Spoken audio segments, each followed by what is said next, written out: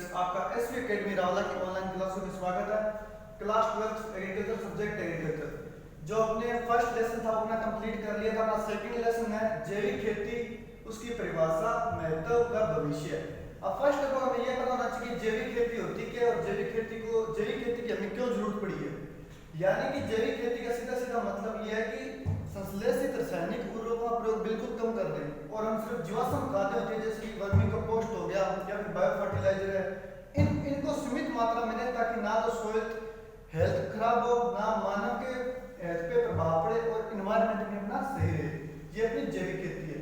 अपनी बुक के अंदर जैविक खेती की 3 परिभाषाएं दी गई है जो कि एक IFOM यानी कि the international federation organization agriculture movement, जिनकी स्थापना 1972 में हुई थी, इसकी जो अलग अपने परिभाषा है, और फूड एंड एग्रीकल्चर ऑर्गेनाइजेशन जिसकी स्थापना 1945 में हुई थी, तो इसका हेडक्वार्टर रोमिंगली में है, और नेशनल प्रोजेक्ट ऑर्गेनिक फार्मिंग 2004 यानी कि ये national centre of organic farming था गाजियाबाद, उसके अंदर से इंप्लीमेंट किया गया है। ठीक है, अब हम बात करते हैं जैविक खेती शब्द किसने दिया था। जैविक खेती शब्द यानी ऑर्गेनिक फार्मिंग वर्ड दिया था LW नॉर्थबोर्न ने। ठीक है, उन्होंने एक बुक लिखी थी लुक टू द लैंड 1940 के अंदर। अब हम बात करते हैं fathers of organic farming. Fathers of organic farming अपने अल्बर्ट हावर्ड। ठीक है, एक जो वैज्ञानिक आए थे अपने रुडोल्फ स्टेनर, जिन्होंने 1924 के अंदर इस ऑर्गेनिक फार्मिंग को एक अलग नाम दे दिया था जो था बायोडायनेमिक फार्मिंग। होती है सेम है, इसके अंदर क्या होता है जीवाश्म खादों का यूज किया जाता है और इसके अंदर भी जीवाश्म खादों का यूज किया जाता है। जब रुडोल्फ स्टेनर ने 1924 में बायोडायनेमिक फार्मिंग नाम दे दिया तो इसके साथ ही जो हंस और मुल्लर नाम के 2 वैज्ञानिक थे जो कि जर्मनी और स्विट्जरलैंड के अंदर, वो भी सेम के सेम ऑर्गेनिक फार्मिंग पे कार्य कर रहे थे। ठीक है, सोइल एंड हेल्थ फाउंडेशन की स्थापना हुई थी 1947 में और अपने अंतर्राष्ट्रीय जैविक कृषि फेडरेशन आंदोलन की स्थापना हुई थी 1972 में।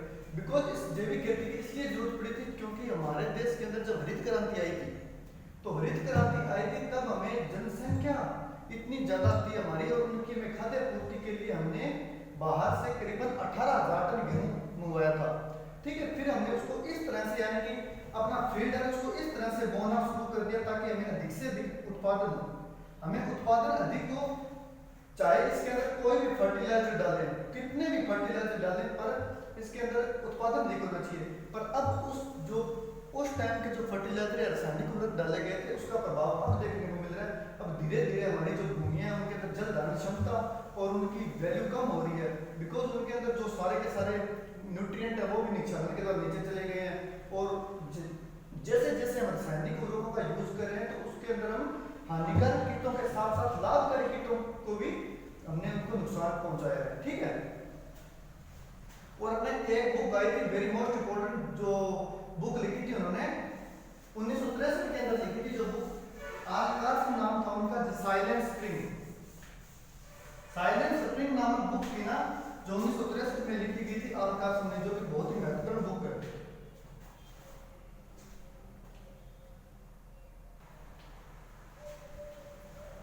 ऑर्गेनिक फार्मिंग के अंदर जिन शस्य क्रियाओं का यूज किया जाता है यानी कि हम उसके अंदर कोई भी फर्टिलाइजर या रासायनिक उर्वरक नहीं डालते हैं।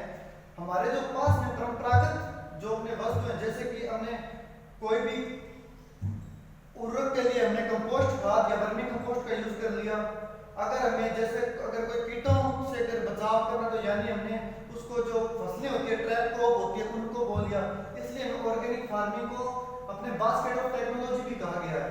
ठीक है, अब ये इंडियन सॉइल हेल्थ ईयर, अपने इंडियन सॉइल हेल्थ ईयर जो कि 2014 को बनाया जाता है, इसलिए ज्यादा महत्वपूर्ण था क्योंकि अब जो हमारी जो सॉइल है ना वो ज्यादा से ज्यादा लवणीय या फिर क्षारीय भूमियां ज्यादा हो रही है जो कि अपने उत्पादन में कमी हो रही है। ठीक है, राष्ट्रीय परंपरागत कृषि मिशन 2015 और 16 में शुरू हुआ था। इस मिशन का मेन मकसद यह था कि जितना क्षेत्रफल यानी कि जितना क्षेत्रफल हम फिलहाल देश में हो रहे हैं उसका करीबन 14 से 15% ऑर्गेनिक फार्मिंग के अंदर आना। ठीक है, सोइल हेल्थ कार्ड स्कीम अपनी 19 फरवरी 2015 को शुरू हुई थी, प्रधानमंत्री नरेंद्र मोदी ने शुरू की थी और राजस्थान में सूरतगढ़ के अंदर। ठीक है, लेडी एंड वेलफेयर नाम के 2 साइंटिस्ट थे जिन्होंने 30 वर्षों तक सोइल हेल्थ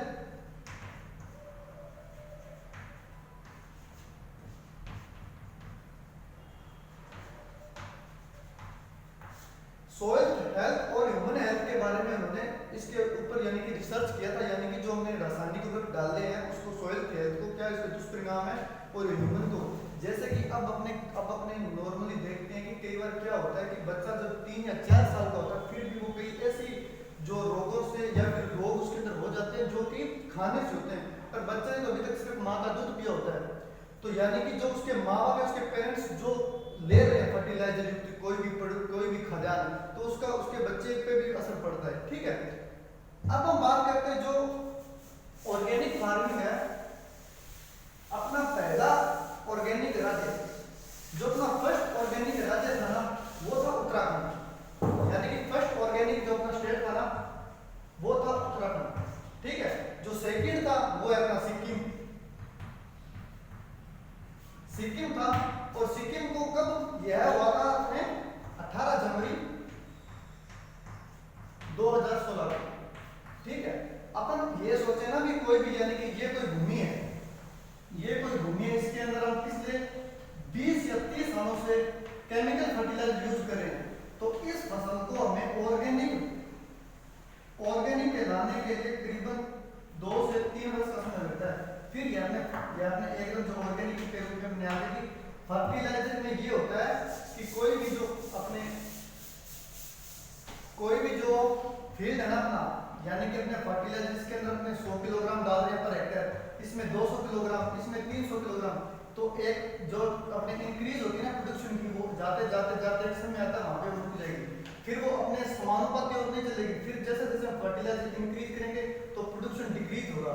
और जो जैविक खेती है उसके अंदर मृदा की जो उत्पादन क्षमता होती है ना, वो सिमिलर तौर पर बनी रहती है और हमें वो लंबे समय तक उत्पादन देती रहेगी। ठीक है, अब हम बात करते हैं सिद्धांत, ऑर्गेनिक फार्मिंग के सिद्धांत।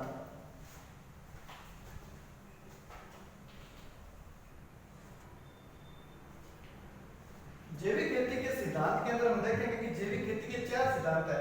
फर्स्ट है अपना स्वास्थ्य का सिद्धांत, दूसरा अपना पारिस्थितिकी का सिद्धांत, और थर्ड अपना निष्पक्षता व न्यायसंगतता का सिद्धांत, और फोर्थ उत्पादन लागत में कमी। स्वास्थ्य का सिद्धांत यानी कि आप यह मान सकते हो यानी कि सॉइल, उसके बाद में ह्यूमन, और ये सेम चलते आ रहे हैं एनिमल्स। जो अपने स्वास्थ्य का सिद्धांत है, इसके लिए जब हम कोई भी फसल को या फिर कोई भी क्रॉप को हम ले रहे हैं तो हमें सोइल का स्वास्थ्य का ध्यान रखना होगा। सोइल को हमने कितने यानी कि कौन से लेवल तक उसके अंदर फर्टिलाइजर या डाले हुए हैं, तो उसको कम करने के लिए हमें जीवाश्म खाद का ज्यादा उपयोग करना पड़ेगा। ठीक है, जब इससे जो प्रोड्यूशन होगा या खाद्यान्न उत्पन्न होगा वो ह्यूमन अपने खाद्य मिलेगा और एनिमल भी अपने खाद्य मिलेगा। तो जो इससे जो खाद्य उत्पादन हो रहा है वो इनके यानी कि जीवन पे या फिर इनके यानी कि हेल्थ पे क्या प्रभाव डाल रहे हैं। ठीक है, तो यह स्वास्थ्य के सिद्धांत के हमें यह बिल्कुल ध्यान रखना होगा। हम ऑर्गेनिक फार्मिंग करेंगे तो यह एकदम सही रहेगा, और अपने रासायनिक फर्टिलाइजर का यूज बिल्कुल नहीं करेंगे तो उत्पादन भी अच्छा होगा, वह सही होगा। साथ में उसके अंदर कोई भी केमिकल फर्टिलाइजर ना फिर वो टॉक्सिक नहीं होगा। ठीक है, जहरीला नहीं होगा। पारिस्थितिकी का सिद्धांत के अंदर हम यह देख रहे हैं भी जैसे कोई हमने फसल ले तो इन्वायरमेंट को किस तरह से नुकसान पहुंचाएगी। जैसे कि अपन अब क्या करें कि ज्यादा से ज्यादा फर्टिलाइजरों का यूज कर रहे हैं। ठीक है, ज्यादा से ज्यादा केमिकलों का यूज करें तो एक तो जो सोइल है ना, सोइल का जो ग्राउंड वाटर है ना, वो अपन जैसे फर्टिलाइजर हमें डाल दिए, फिर अगर ज्यादा बरसात हो तो निष्कासन के द्वारा फर्टिलाइजर का टॉक्सिक तो नीचे जाएगा, तो अपना ग्राउंड वाटर खराब हो रहा है। ठीक है, दूसरी बात, अगर हम ज्यादा फसल उत्पादन के चक्कर में वनों का कटाव करें तो वायुमंडल में CO2 ज्यादा हो रहा है, ग्लोबल वार्मिंग यानी कि टेम्परेचर ज्यादा हो रहा है। निष्पक्षता व न्यायसंगतता का सिद्धांत यह कहता है जैविक खेती के अंदर कि यह न हो कि सिर्फ अपने जैविक खेती कर रहे हैं तो हम अपने लिए सोचें भी हमें अच्छा खाना मिलना चाहिए, फिर हम अच्छा उत्पादन करें, बाकी जो जीव अपने एनवायरनमेंट के अंदर रहने वाले उनके बारे में बिल्कुल नहीं सोचें। उत्पादन लागत में कमी अपने आप हो जाएंगी। जैसे कि अपन कोई भी फर्टिलाइजर एक तो फर्टिलाइजर हम जो बाजार से खरीद के लाएंगे उसके अंदर मान लीजिए कि NPK है, नाइट्रोजन फास्फोरस पोटास है, और अपने कंपोस्ट तैयार कर ली, या फिर FIM अपने गोबर की खाद अपने पास है। ठीक है, बायो फर्टिलाइजर है। तो जो इसके अंदर न्यूट्रिएंट है, वो इसके अंदर न्यूट्रिएंट है। और ये पैसे देकर ये अपने घरों में जो एनिमल्स होते हैं उनको उनके जो FIM या फिर उनकी जो खाद होती है उनको सुरक्षित करके अपने यूज में ले सकते हैं। ठीक है, इसमें उत्पादन लागत में कमी होगी। और ऑर्गेनिक फार्मिंग के अंदर जो भी प्रोडक्शन हमें प्राप्त होगा वो सोइल हेल्थ के लिए इतना अच्छा होगा और अपने खुद ह्यूमन हेल्थ के लिए इतना अच्छा होगा कि इसको एक अलग ट्रेंड होता है इसका। यानी कि एक जो अपन सीधा अगर फर्टिलाइजर यानी कि गेहूं बो रहे हैं जिसके अंदर हमने रासायनिक उर्वरकों को बो दिया तो जो उसका जो वैल्यू मूल्य होगा वो कम होगा। और ऑर्गेनिक फार्मिंग के अंदर जो वैल्यू होगी ना उसकी, अगर हम खुद के लिए या फिर दूसरों के लिए बो रहे हैं तो वो बहुत ही अपने यानी कि उत्पादन में लागत में तो कमी होगी परंतु अपने जो खुद की वैल्यू पर प्रॉफिट होता है ना उसके अंदर बढ़ोतरी होगी। अभी फिलहाल में दो तरीके की खेती चल रही है, एक तो ये टिकाऊ और एक हो ये बिकाऊ। यानी टिकाऊ तो अपनी ऑर्गेनिक फार्मिंग है ही। अब आप यह सोचोगे कि इसका अभी महत्व क्यों है, पहले हमने क्यों नहीं सोचा? क्योंकि धीरे धीरे इसके साइड इफेक्ट अभी हमें दिखने लगे। जैसे पंजाब अपना स्टेट है, पंजाब हो गया, आंध्र प्रदेश हो गया, अब इनमें क्या होता है कि उत्पादन लेने के चक्कर में वो इतना फर्टिलाइजर डाल रहे हैं बट जो उनका जो जैसे गेहूं या फिर वहां पर इसमें ज्यादा होने वाली जो चीजें होती है ना जिसे बोलते हैं उनकी कमोडिटीज होती हैं वो इतनी ज्यादा जहरीली है कि वहां पे उसको हम निर्यात करने में सक्षम नहीं है। ठीक है,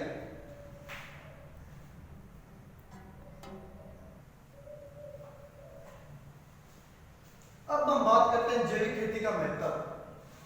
जैविक खेती के महत्व में फर्स्ट अपना है भूमि की उर्वरा शक्ति को टिकाऊपन। जो मैंने पहले आपको बताया था कि भूमि की उर्वरा शक्ति को अगर हमें बना के रखना है तो हमें जो सांद्रित खाद्य होती है ना, जीवाश्म खाद्य, उनका ही अंतिम उपयोग करना पड़ेगा। यानी कि अभी बहुत सारी संस्थाएं हैं जो कि रिसर्च है वहां पे सोइल को लेकर जो कि यह गहन अध्ययन किया जा रहा है कि सोइल को कैसे उभारा जाए। कोई उसका अंतिम उपाय नहीं, सिर्फ उसका यही उपाय है कि उसके अंदर ऑर्गेनिक फार्मिंग को ज्यादा से ज्यादा बढ़ावा मिले। ठीक है, पशुधन में बढ़ोतरी। पशुधन में बढ़ोतरी से यह है कि आज का जो युग है ना मशीनरी है, जिसे बोलते हैं यांत्रिक बोलते हैं। कैसे?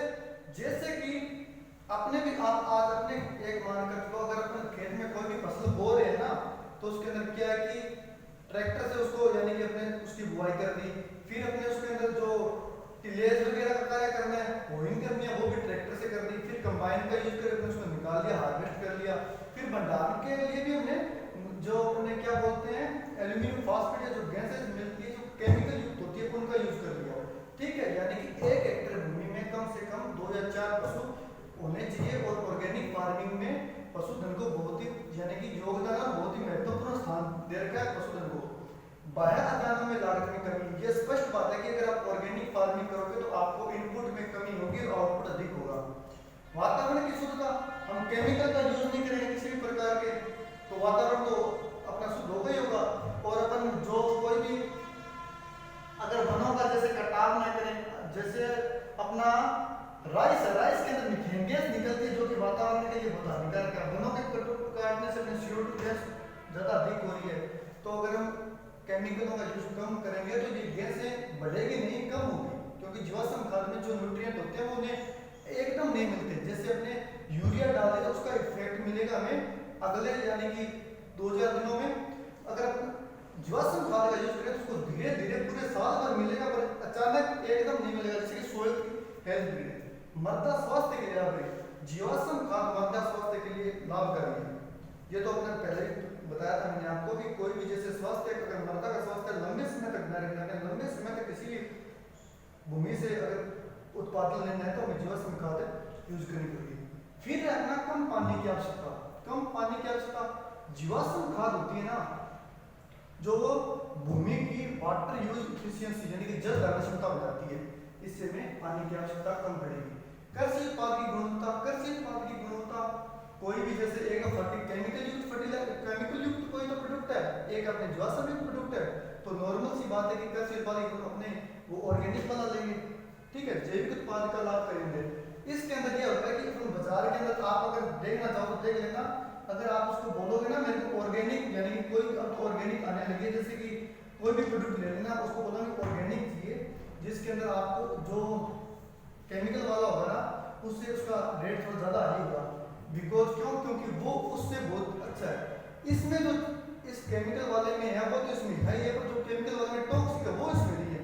आजकल बहुत सारे स्थानों में जो ऑर्गेनिक फार्मिंग की अलग अलग मंडियां लगी होती है, जहाँ पे किसान अपने सिर्फ घर पे उगाए हुए, जैसे अपन किचन गार्डनिंग होती है ना, किचन गार्डनिंग उसमें क्या होता है, जो भी खाली भूमि पड़ी है जो हम बेचने के लिए नहीं, खुद शुद्ध खाने के लिए, शुद्ध खाना खुद खाने के लिए, तो अपन उसके अंदर क्या करते हैं, जितना घर को जरूरत है ना उतनी हम उसके अंदर जो भी सब्जियां या फ्रूट वगैरह बो देते हैं, ताकि हमें केमिकल युक्त कोई भी वस्तु या फिर प्रोडक्टिविटी न करनी पड़े या फिर कम्युनिटी। ठीक है, नेक्स्ट हम क्लास में बात करेंगे कि जैविक खेती का भविष्य के अंदर क्या महत्व है, या फिर जैविक खेती का भारत के अंदर किस तरह योगदान या महत्व है। धन्यवाद।